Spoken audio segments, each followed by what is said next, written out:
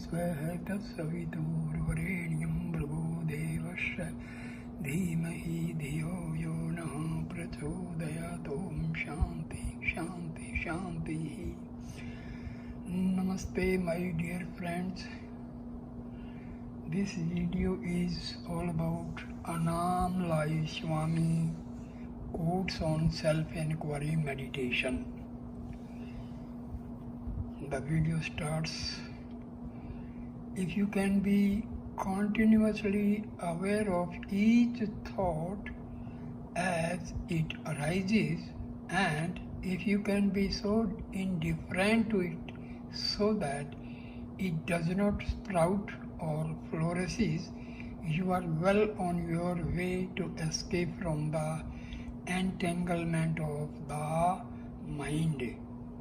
This is told by Annamalai Swami.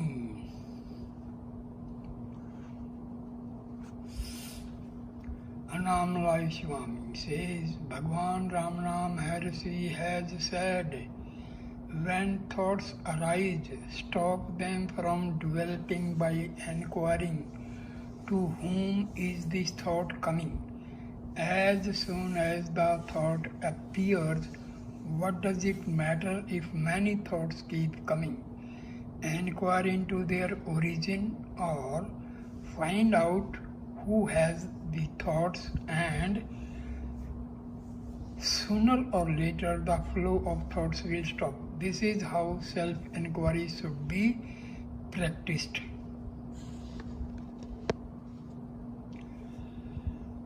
When Bhagwan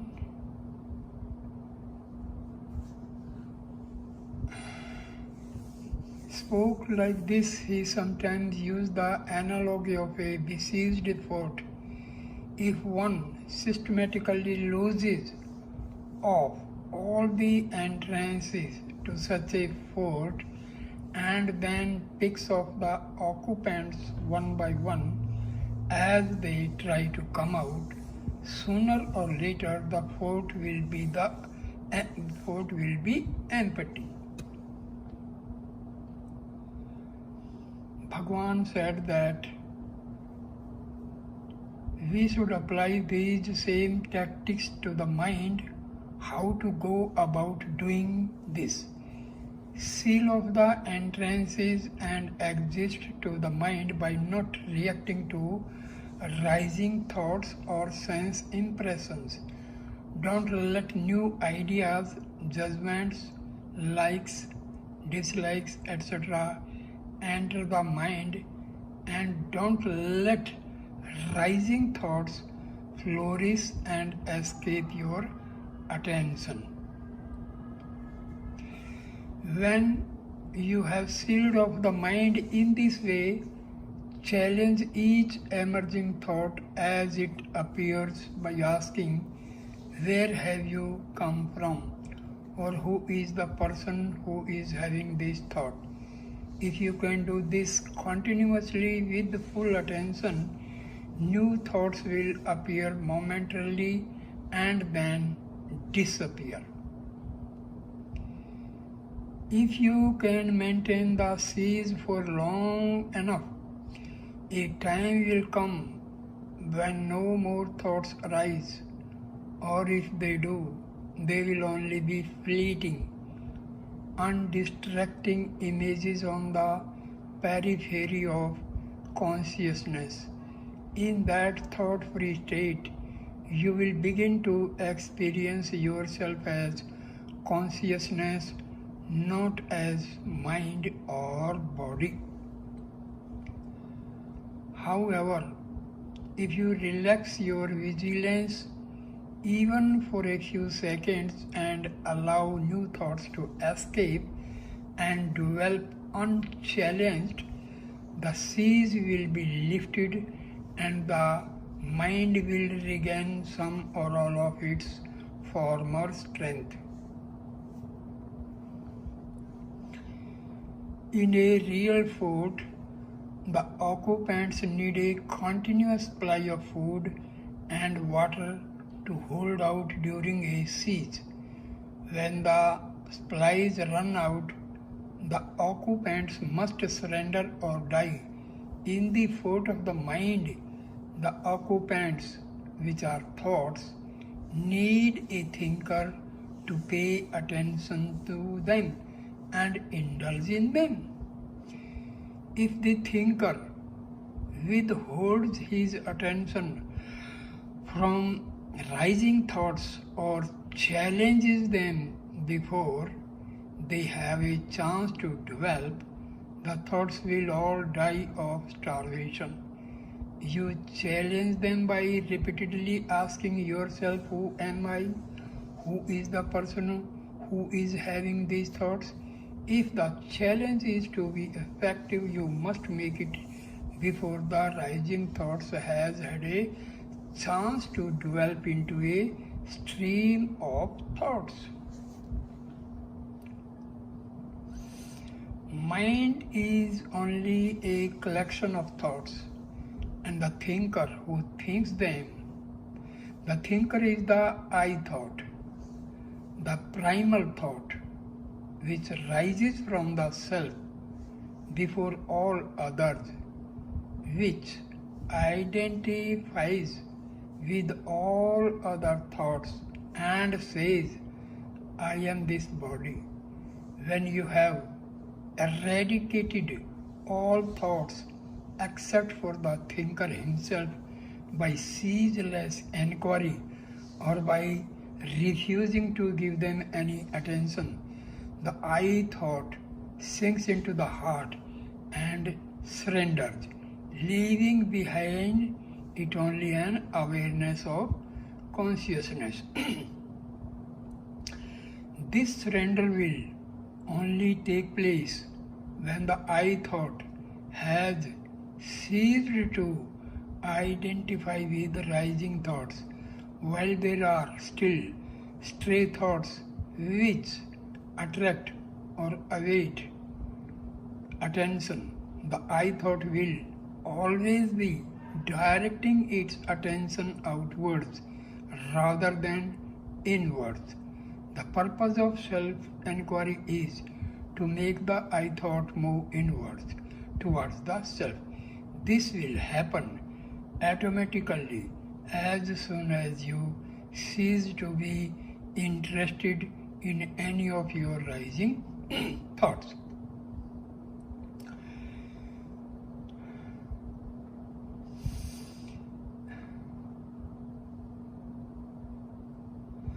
If you are having trouble with your enthusiasm for sadhana, just tell yourself, I may be dead in 7 days.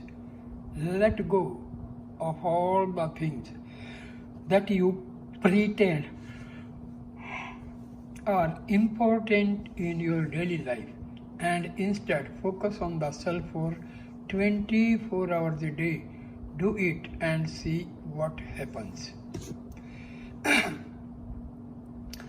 Remember that nothing that happens in the mind is you, and none of it is your business. You don't have to worry about the thoughts that rise up inside you. It is enough that you remember that the thoughts are not you.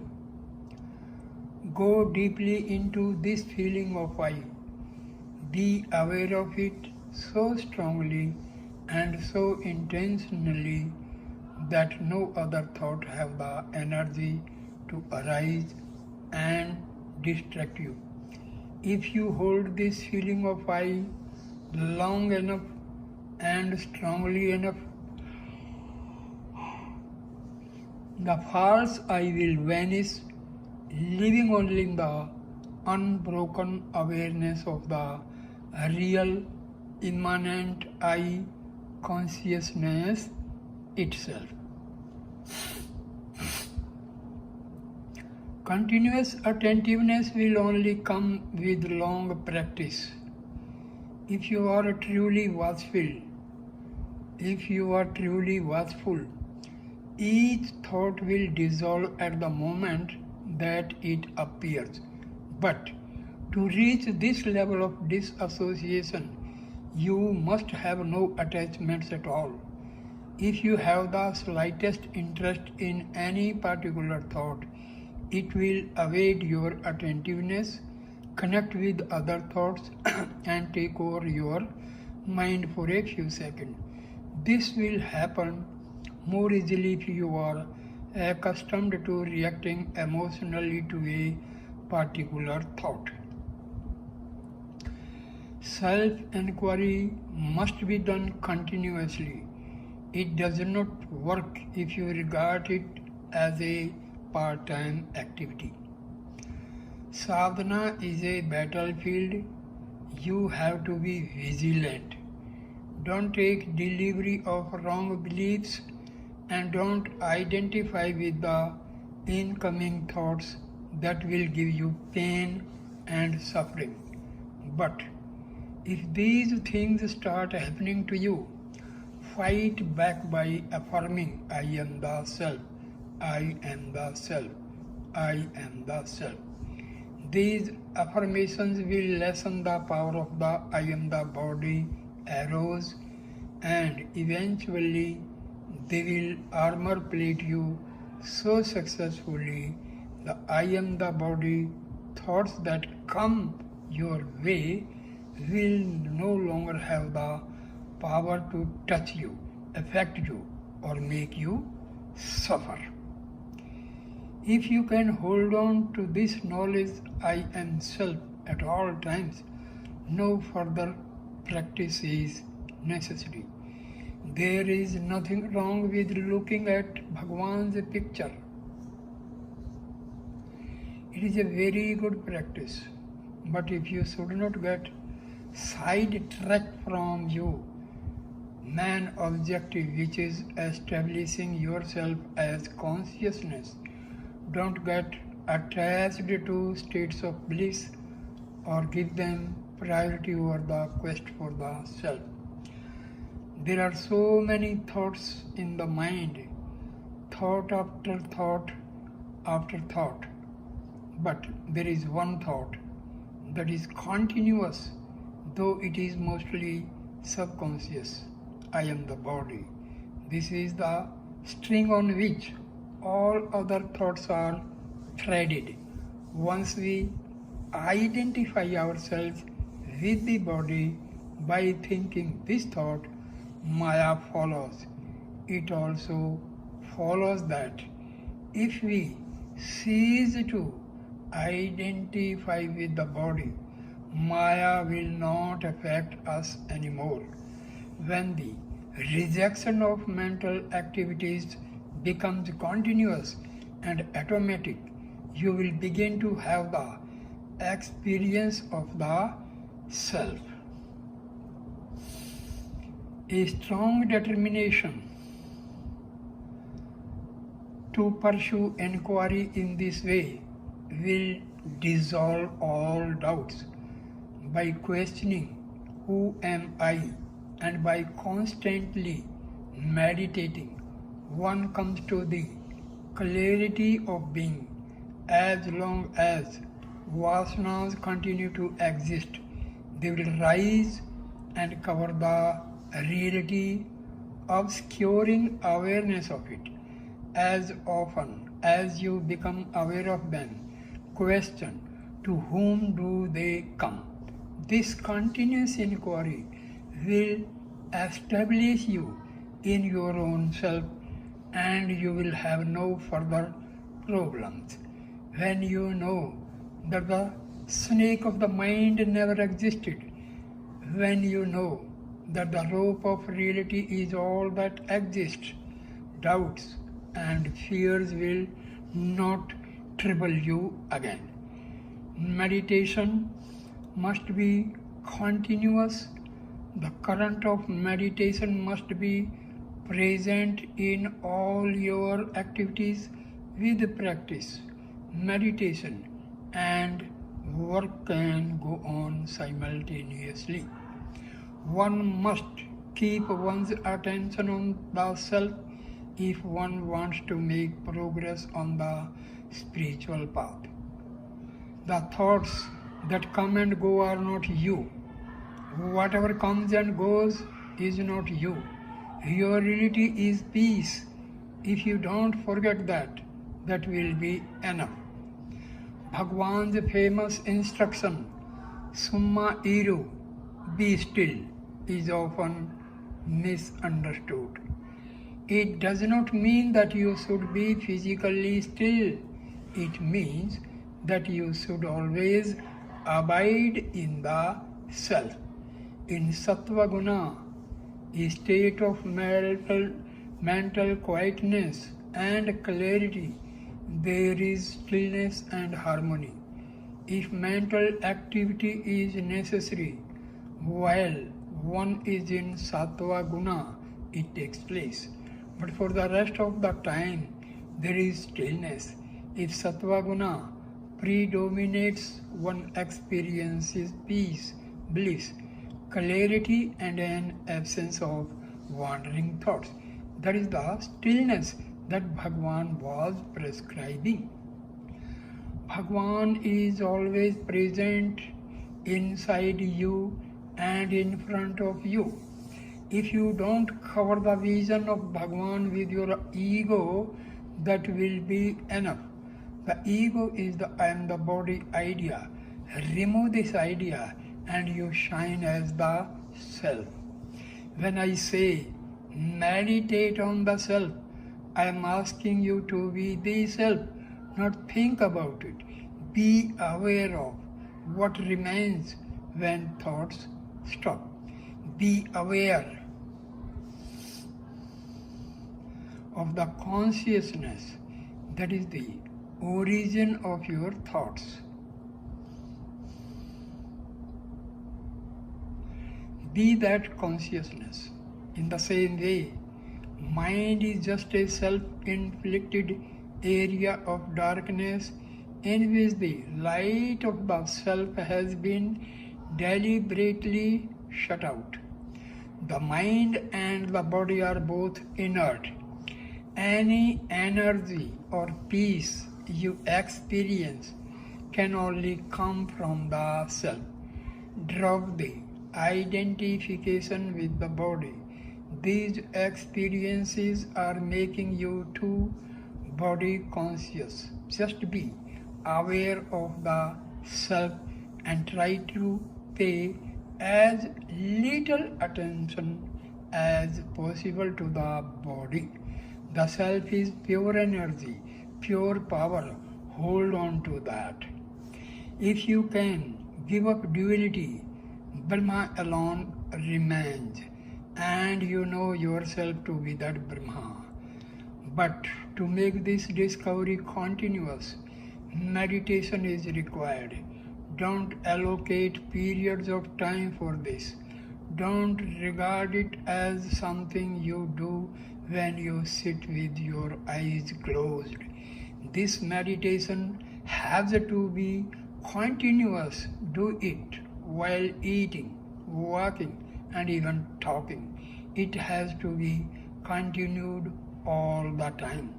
Remember that nothing that happens in the mind is you, and none of it is your business. You don't have to worry about the thoughts that rise up inside you. It is enough that you remember that the thoughts are not you.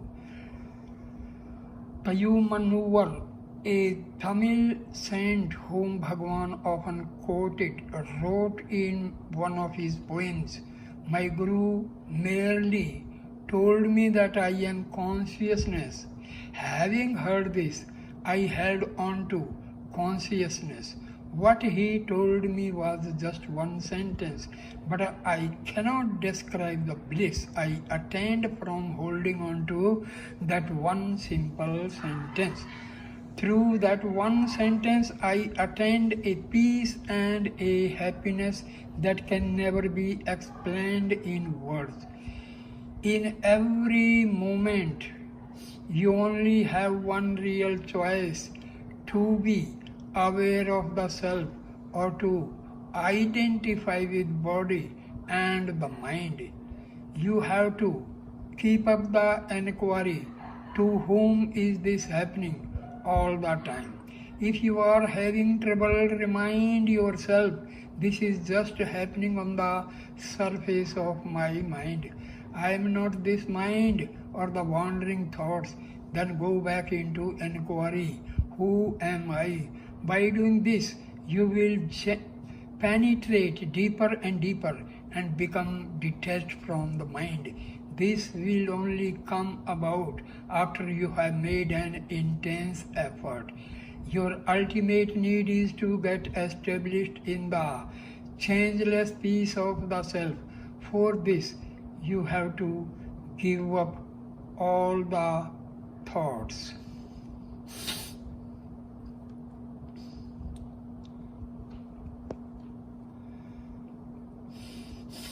Question.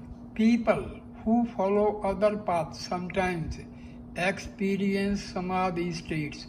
Will they also have the experience of Sapurna, a light experience which can come before the samadhi experience? Annamalai Swami answers, if one unceasingly follows the path of japa or yoga, the mind will merge eventually in the Sapurna. At the time of merging, the experience will come. This Sapurna is the light or the radiance of the I Am. When you are closer to merging with the real I, you feel its emanations. This real I is the real name and form of God. The first and most accurate name of God is I. The awareness I Am is the original and primordial mantra. Question. So, the I mantra is even prior to Pranava, the sound of Om? Annamalai Swami answers, yes, that is what Bhagavan said on several occasions. This consciousness, the I Am, is existing and shining always, but your awareness of it is obstructed by the ego in just the same way that the shadow of the earth hides the moon during an eclipse. The shadow or the moon is only visible because of the moonlight behind it. Without this light, the shadow of the eclipse could not be seen. Like this, we are conscious of the body, the mind, and the world even when they obstruct our clear vision only because of the light of the self. By the light of the self, all this is seen. Question. How did this single unbroken I become the many different things and people that we see in the world? Annamalai Swami replies, it did not. It always remains single and unbroken. Your defective vision and your misperceptions give you the impressions that the one became the many. The self has never undergone any change or transformation except in your imagination. When we identify ourselves with the body, the mind, the one appears to become many. When one's energy is diverted from the mind and the outside world toward the self, the illusion of multiplicity fades away. Go deeply into this feeling of I. Be aware of it so strongly and so intentionally that no other thoughts have the energy to arise and distract you. If you hold this feeling of I long enough and strongly enough, the false I will vanish, leaving only the unbroken awareness of the real immanent I consciousness itself.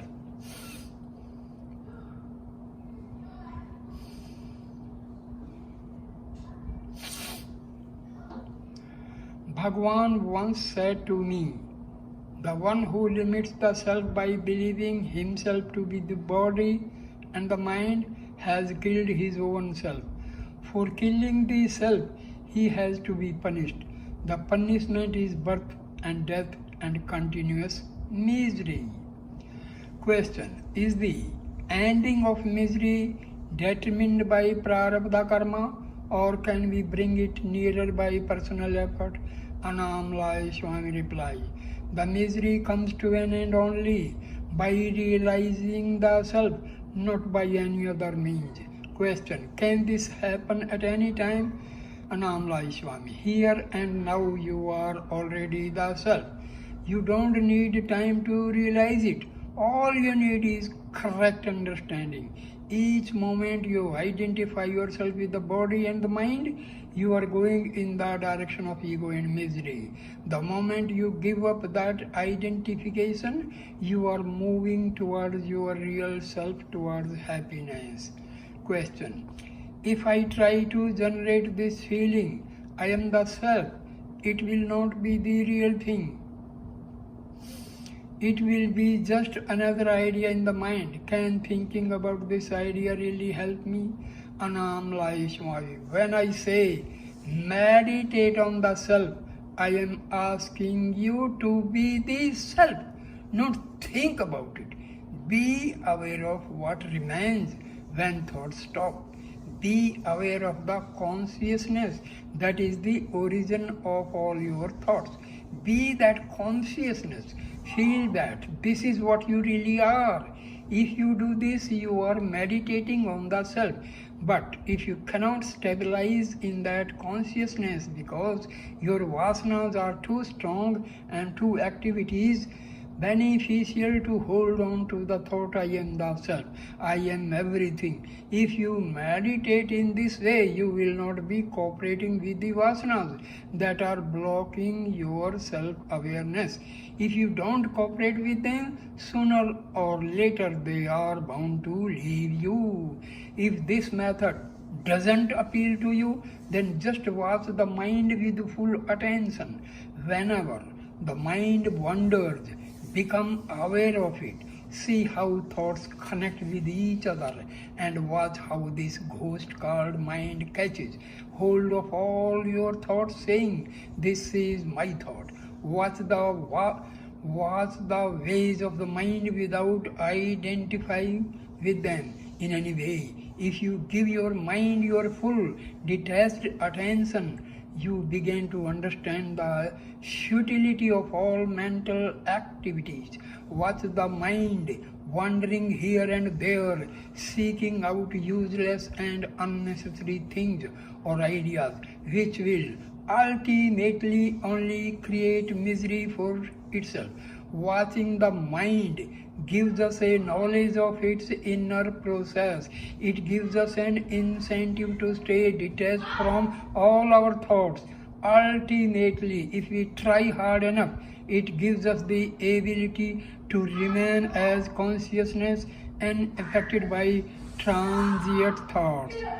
So, dear friends, here ends this video. Please like, comment and share the video and subscribe the channel. Thanks a lot. Namaskar, my dear friends. Namaste, namaste.